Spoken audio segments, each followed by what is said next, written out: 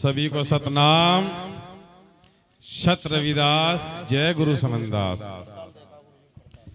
सभी पंडाल में उपस्थित माताएं बहन व सज्जन प्रेमी पुरुष सभी के गुरु महाराज के चरणों में हाजिरी लगे। दोनों हाथ उठाकर जयकारे के द्वारा गुरु के चरणों में अरदास करेंगे और जयकारे के द्वारा अपनी हाजिरी दर्ज करेंगे। जितना भी आप अपने हृदय से अपने गुरु का अपने महापुरुषों का नाम लेते हैं वो उतना ही सुमरन हो जाता है, भजन बन जाता है आपका। तो सभी बहने पुरुष दोनों हाथ उठाकर जय घोष करेंगे।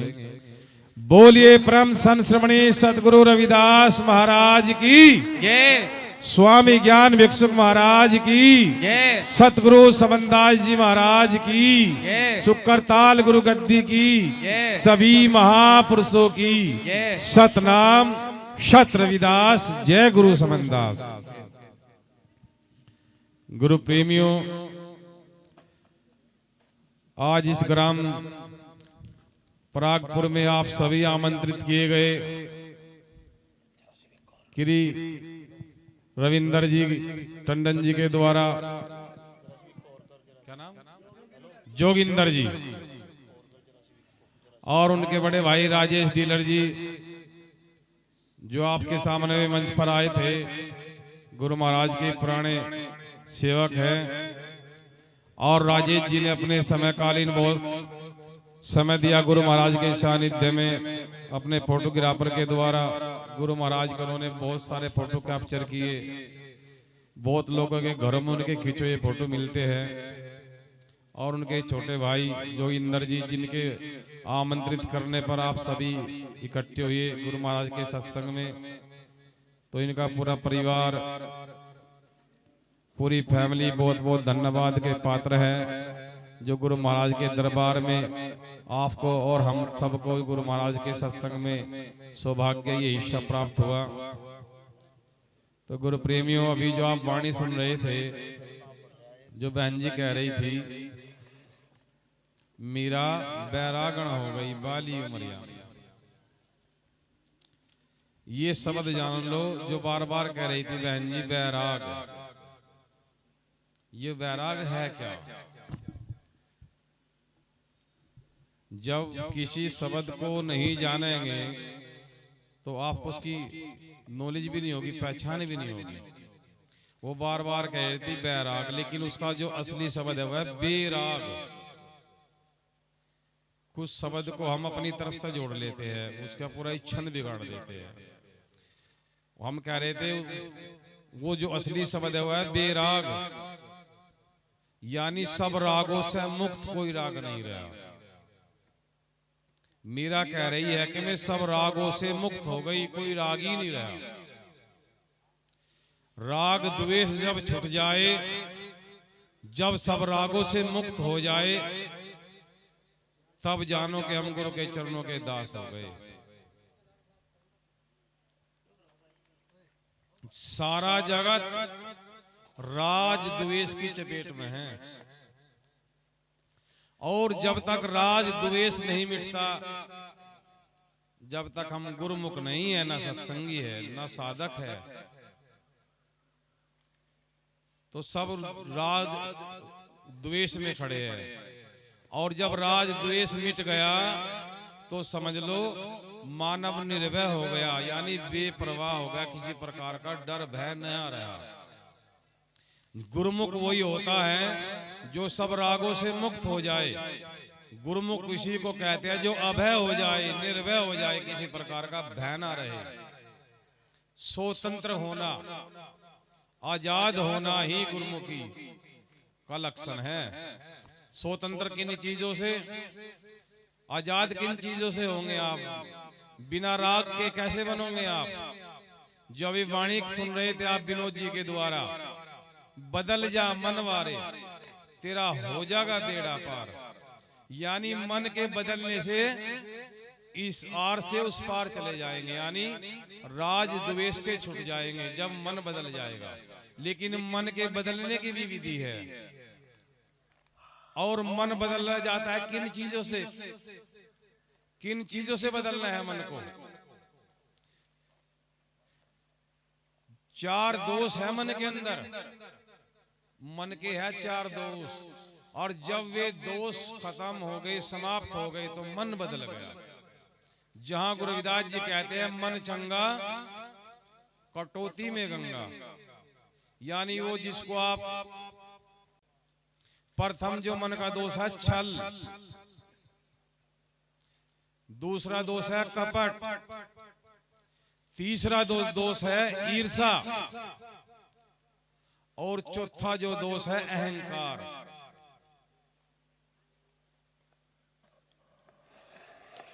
छल, कपट, ईर्षा और अहंकार, जब ये आपके समाप्त हो गए तो मन चंगा हो गया, मन बदल गया।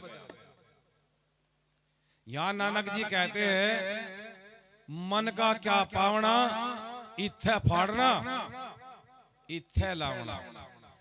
वे कह रहे हैं कि मन की गति को क्या बदलना, जहां लगे हो वहां से हट जाओ, और जो गुरु ने मार्ग दिया वहां लगा लो, जो गुरु ने उपदेश दिया उस पे चल पड़ो। तो बदल गया मन, राग द्वेष छूट गया। लेकिन कब छूटा? जब मन का विकार समाप्त हुआ।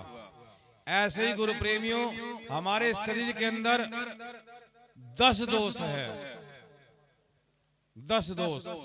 जैसे 4 मन के हैं तो ऐसे 3 तन के भी है, शरीर के भी है। बस होगी, चलो चलो चलो चलो चलो, हो गई। ये तो मन के दोष हुए 4। अब तन के भी है 3 दोष। तन के कौन से?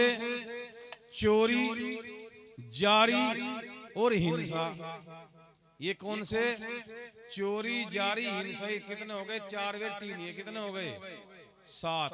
4 दोष तो मैंने अभी मन के बताए, और ये 3 दोष है तन के, चोरी, जारी, हिंसा। फिर है वचन के दोष, जो बोलते हैं हम। और प्रथम तो वाणी को ही संवारना है, अपने वचन को ही संभाल के बोलना है। यो वचन दूसरे को घाव भी दे देता है, और यही वचन अपने दूसरे को दवा भी बन जाता है। एक वचन घाव करे और एक वचन दवा बन जाए। किसी को कटु वचन बोल दिया तो घाव हो गया, किसी को मीठा वचन बोल दिया तो उसको तसल्ली मिल गई, शीतलता मिल गई। तो बदलना किसका है? वचन का। और वचन के दोष क्या है? निंदा, चुगली, क्रोध और गाली। कितने हो गए? हो गए 10। निंदा, चुगली, गाली और क्रोध, हो गए ना 4। ये हम सब के अंदर है। 10 दोष है ये तन के, मन के, वचन के। गुरु जिन्हें समझाते हैं, जो ना इनका त्याग करे वो अंत समय पछताते हैं। प्रथम तो अपनी वाणी को संभाल लो।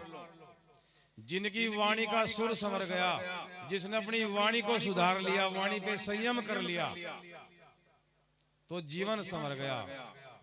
यहां कहते हैं महापुरुष, वाणी का सुर सहार लो, वाणी का सुर संवार लो, हो गया भजन। आदत बुरी संवार लो, हो गया भजन। तो कहीं से आए? वाणी से। तो प्रथम वाणी संत कहते हैं, बैठो जगह संवार कर और वाणी बोलो संवार कर। यही वाणी आपको पतन की राह पर ले जाती है, और यही वाणी आपको सम्मान के मार्ग पर ले जाती है। ऐसे ही मन का भी है। संत कहते हैं, मन के मते ना चाहिए। जो तेरा मन तुझे ले जा रहा है उसकी तरफ परख कर किधर ले जा रहा है। संत कहते हैं, मन के मते ना चालिए, मन है पक्का दूत। दूत कहते हैं जो इधर उधर की चुगली करता है, इधर उधर की तोड़ा फोड़ी में कहने सुनने में लगा रहता है। मन के मते ना चालिए, मन है पक्का दूत, ऐसी जगह ले जा जहां सर पे बाजे जूत। फिर संत क्या कहते हैं, मन के मते ना चालिए, मन के मते अनेक, ले डूबे मझधार में जहां बलि लगे ना टेक। इसीलिए ये भगत कह रहा था, बदल जा मनवारे, तेरा हो जाएगा बेड़ा पार। उसमें एक कली आई गुरु प्रेमियों, साजन के मुख अमृत बरस, जब बोल रहा है तब प्यार। जो सज्जन पुरुष होते हैं, जो साधक होते हैं, जो गुरुमुख होते हैं, जिनको हम सत्संगी कहते हैं, वे जब भी विचार करेंगे, जब भी वाणी का उच्चारण करेंगे, तो उनकी भाषा से, उनकी वाणी से प्रेम झलकता है, अमृत बरसता है। जिसको सुनने वाला श्रोता सुनकर आनंदित होता है, निर्मल होता है, सहज और सरल होता है, सिर्फ वाणी से। लेकिन वो सज्जन जो होते हैं, वे गुरुमुख होते हैं, अपने गुरु के दास होते हैं, जिनकी वाणी से प्रेम मिलता है। दुर्जन का मुख बंद कर रखो, भट्टी भरे अंगार। जो लोग दुर्जन होते हैं, जो लोग अहंकारी घमंडी होते हैं, बनावटी होते हैं, झूठे पाखंडी होते हैं, वे जब भी अपने मुख से विचार करेंगे, अपनी वाणी से कोई भी शब्द उच्चारण करेंगे, तो उनकी वाणी से प्रेम नहीं झलकता, अंगार निकलते हैं। जो दूसरे को भाव देते हैं, दूसरे को जो ठेस लगाते हैं, तो ये वाणी का कर्तव्य है गुरु प्रेमियों। वाणी का संवार करना है, प्रथम वाणी का सुधार करना है, फिर तन के दोषों का सुधार करना है, फिर मन के दोषों का सुधार करना है। लेकिन ये इतना सहज और सरल है, कहने के लिए विचार किया जाए इनको बड़ा दुर्लभ है, बड़ा कठिन है। लेकिन ये तुम स्वयं के इसके जिम्मेदार हो, तन से, तन के भी, मन के भी, वाणी के भी। तुम स्वयं इस पर लगाम लगा सकते हो, कोई और लगाम नहीं लगाने आएगा तुम्हारे मन पर, तुम्हारी वाणी पर, तुम्हारे तन पर। और संत क्या कहते हैं, देखो संतों ने कितना सरल कर दिया, यहां समझ लो आप। संत कहते हैं, मन जाए सो जान दे। मन भागता है तो भागने दे, जितनी दौड़ करता है तो करने दे। मन जाए सो जान दे, डटकर राख शरीर।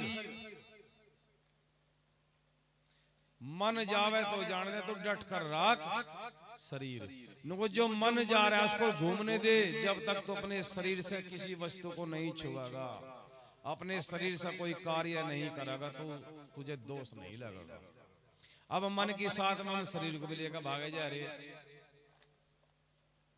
जहर होता है ना, आप उसको हथेली पर लेकर घूमते रहियो, क्या जहर चढ़ जाएगा? जहर कब चढ़ेगा?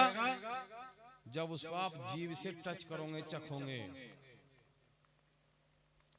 जब उसको आप अपनी जीवा से लगाओगे, तब जहर अपना काम करेगा। नहीं हथेली पे लेकर रखिए आप, कोई असर नहीं होगा। तो संतों ने इतना सरल कर दिया, को मन भागता तो भागने दे, तू अपने आप डट कर रख, तू अपने आप स्थिर हो जा, अटल हो जा, सहज हो जा। तो गुरु प्रेमियों, वाणी बहु प्रकार की, जिसका आदि ना अंत, जो तेरे काम की है उसका करला साधन, जो तुम्हारे जीवन में प्रकाश लाती हो, तुम्हें बंधनों से छुटकारा देती हो, तुम्हें दिशा निर्देश करती हो, वो वाणी तुम्हारे काम की, वो सार्थक है। उस वाणी पे अमल कर लो, उस वाणी पे मनन कर लो। और गुरु प्रेमियों, ये भी सत्य है, गुरु रविदास जी वाणी में क्या कहते हैं, युग युग सींचो अरण दूध से, लगते नहीं अनार। आप किसी भी अरंड के वृक्ष को दूध से सींचिए, दूध दीजिए, उस पर अरंड ही आएगा, अरंडी आएगी, कभी अनार नहीं लगेंगे। ऐसे महापुरुष कहते हैं, युग युग सींचो अरंड दूध से, लगते नहीं अनार, चंदन चूर चूर कर डालो, तजता नहीं महकार। चंदन को कितना भी घिस लीजिए, कितने भी खंड कर दीजिए, लेकिन चंदन अपनी महक को, अपनी सुगंधता को कभी नहीं त्यागती। लेकिन अरंड को दूध से भी छींचिए आप, उस पर फूल नहीं आएंगे, अनार नहीं आएंगे। भाव दिया महापुरुषों ने, चंदन की आप कितनी भी घिस लीजिए, कितनी भी खंड कर लीजिए, फिर भी उसके अंदर महक होगी, लेकिन वो महक, वो सुगंधता, वो शीतलता उस अरण्य के अंदर कभी नहीं आएगी। लेकिन संत यहाँ गुरु रविदास जी फिर कहते हैं, तुम चंदन हम इरंड बापरे, संग तुम्हारे वासा, नीच रूप से ऊंच भये, गंध सुगंध निवासा। देखो गुरु रविदास जी ने कितना सरल कर दिया हमारे लिए। यहाँ गुरु रविदास जी कहते हैं, हे मालिक, हे गुरुदेव, आप चंदन के समान, जिसकी महक कभी नहीं त्यागती, और हम उस अरण्य के समान हैं जिसके अंदर कभी कोई महक नहीं, किसी काम नहीं, किसी काज नहीं, आपकी बराबरी नहीं, आपके जैसा नहीं। लेकिन यहाँ गुरु रविदास जी ने कितना सरल कर दिया, अगर चंदन की बराबर में अरण्य के वृक्ष को लगा दिया जाए और कुछ समय बीते, अरण्य जवान हो, चंदन की संगत कर चले, तो एक समय ऐसा आता है, गुरु रविदास जी कहते हैं, उस अरण्य के अंदर भी चंदन की महक, सुगंध उत्पन्न हो जाती है। कैसे हुई? चंदन की संगत करने पर, चंदन की संगत करी तो उसके अंदर की जो गंध थी अरण्य की, वो सुगंध में बदल गई। कैसे बदली? संगति करने से। अरण्य ने चंदन की संगत करी तो चंदन की महक अरण्य के अंदर भी आने लगी, सिर्फ संगत के प्रभाव से। संगत ही गुण उपजे, संगत ही गुण जाए, बास फांस मिश्री, एक भाव बिक जाए। तो गुरु प्रेमियों, संगति का इतना बड़ा प्रभाव होता है। चंदन के समान अरण्य के अंदर भी महक आने लगी, गंध से सुगंधित हो गया, भाव बदल गया, तासीर बदल गया, नीचे से ऊंचा हो गया और गंध से सुगंधित हो गया। ऐसा गुरु रविदास जी की पावन वाणी उन्होंने अपने शब्दों से उच्चारण किया है। यो किसी का ऐसा वक्तव्य नहीं है, ये गुरु रविदास जी का मूल पद है। ऐसे हम सब अपने गुरुओं की, अपने संतों की, अपने महापुरुषों की अगर संगत करें, उनके विचार की, उनके दिए वक्तव्य की अगर हम संगत करें, तो हमारे अंदर भी उनके भाव, उनकी सहजता, उनकी शीतलता उत्पन्न हो सकती है। सिर्फ चंदन से अरण्य की तकदीर बदली, तो ऐसे ही हम अपने गुरुओं की संगत, अपने संतों की संगत करें तो हमारी भी तकदीर बदल जाएगी, हमारा भी जीवन दिशा निर्देश हो जाएगा, ये जीवन सार्थक हो जाएगा, गुरुमुख हो जाएंगे, सत्संगी कहलाएंगे। कब? जब निस्वार्थ अटल भाव से हम अपने गुरु की संगत करें, तब संभव है। ऐसे एक प्रमाण दिया गुरु प्रेमियों, एक होता है भुरंड और एक होता है भमरा, दोनों दिखने में एक जैसे होते हैं। भुरंडवा रहता है गंदगी में और भंवरा रहता है फूलों के बागान बगीचे में। भुरंडवा खाता है गंदगी, गंध, और भंवरा पीता है नाना प्रकार के फूलों का रस, नाना प्रकार की सुगंध लेता है भंवरा। ऐसे दोनों एक समय ऐसा दोनों मिल गए एक दूसरे को, एक दूसरे ने देखा ना, हम तो एक जैसे दोनों भाई हैं। भंवरा देखता है भुरंडवे को, करे तू कितनी गंदगी में रहता है, तू कहाँ रहता है, दिखने में तो मेरे जैसा है, लेकिन यहाँ गंदगी में तू क्या कार्य करता है, तू यहाँ क्यों रहता है, ये तो बड़ा नरक है यहाँ पर। तो भुरंडवा कहता ना, तो कहाँ रहता है, मेरे तो बागान है, बगीचा है, नाना प्रकार के फल है, नाना प्रकार का जूस पान करता हूँ, नाना प्रकार की सुगंध लेता हूँ। तो भंवरा भुरंडवे को निमंत्रण दे देता है, इनको कभी आना मेरे गांव या मेरे देश में या मेरे बागान में, मेरे बगीचे में, तुम्हें सैर कराऊंगा। दोनों में दोस्ती हो गई, विदाई हुई। कुछ समय बीता, भुरंडवे को वो विचार याद आया कि तेरा एक दोस्त है भंवरा, उसने तुझे बुलाया था, चल मिलता हूँ, देखता हूँ कैसा उसका रहन सहन है, कैसा उसका खान पीन है। भुरंडवा चला और पहुंच गया अपने उस भंवरे के बागान बगीचे में। दुआ सलाम हुई, आप भगत हुई बैठे, तो भुरंडवा घूमता है, जहां जहां तक भी घूमता नाना प्रकार के फूल है, महक हो रही है, उठी है, नाना प्रकार के फूलों से रस झलक रहा है। तो भुरंडवा जिस फूल पर बैठता उसी की वो रस पीता, उसी की सुगंध लेता, सुबह से शाम तक मदहोश हो गया। किसी ऐसे फूल पर बैठ गया जो रात आते आते वो फूल बुझ गया और वो भुरंडवा उसी फूल में कैद हो गया। और वो भंवरा ढूंढ रहा है, उनको यार दोस्त आया था, पता नहीं कहाँ रह गया, अभी तक आया नहीं, तलाश करा नहीं मिला। सुबह ही बागान के माली आए, फूल को तोड़े गए, लेके बाजार में बेच दिए गए। कोई सौदागर खरीद कर, कोई पुजारी लेकर गया और जाकर किसी देवता के मंदिर में उसके शीश पर चढ़ा दिया और ऊपर से जल छोड़ दिया, और वो फूल उनकी साथ में बहकर पानी के द्वारा दरिया में चला गया। धूप निकली, पानी की झाल से धूप के चमक से वो फूल खिल गया जिसके अंदर वो भुरंडवा बैठा था। अब वो भंवरा चलता है, ढूंढने को ढूंढता हूँ, कहीं दोस्त किसी फूल के अंदर बुझ गया और जाकर किसी दरिया में फूल खिला होगा तो देखूंगा। अब वो भंवरा ढूंढ रहा है उसको, भुरंडवे को। अब एक फूल पर बट्ठा और जहरा बहता होया।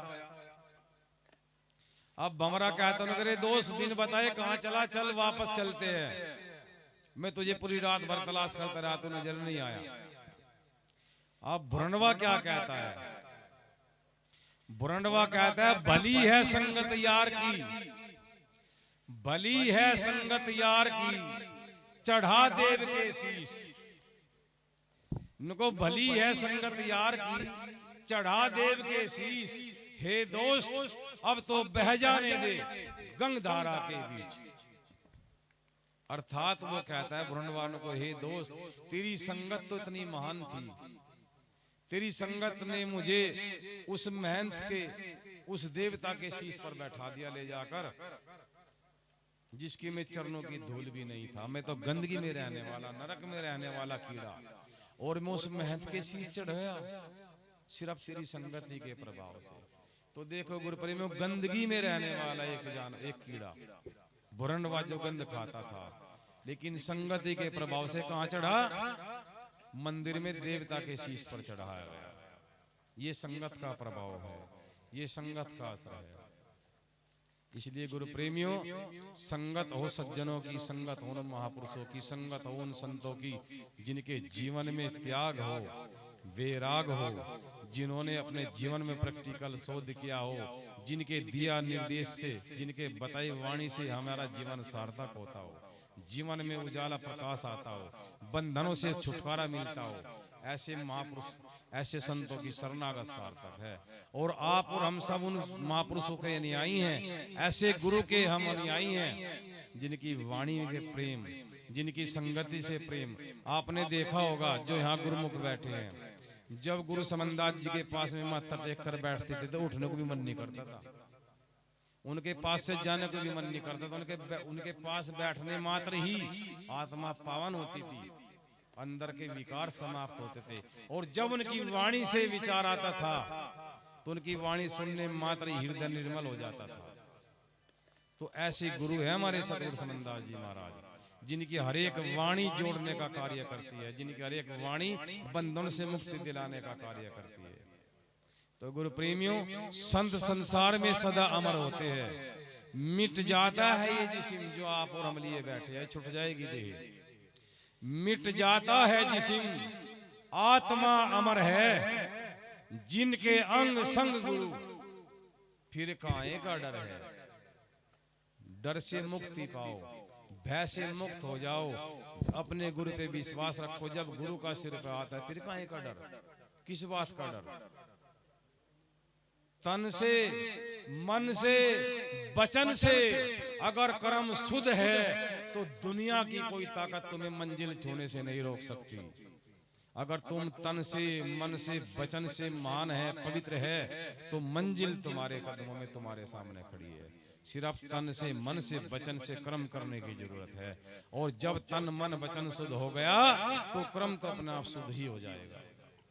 तो गुरु प्रेमियों, यही विचार आज के लिए, जितना आप उस पर मनन करो वो आपके जीवन में सार्थक हो, आपकी दिशा निर्देश बदले, आपके जीवन में भविष्य में उजाला हो, यही गुरु महाराज के चरणों में अरदास है। तो सभी फिर एक जय घोष करेंगे, जितने भी यहाँ बहनें और पुरुष बैठे हैं। बोलिए परम संत श्रमणी सदगुरु रविदास महाराज की, स्वामी ज्ञान भिक्षुक महाराज की, सतगुरु समनदास जी महाराज की, सतनाम सत रविदास, जय गुरु समनदास।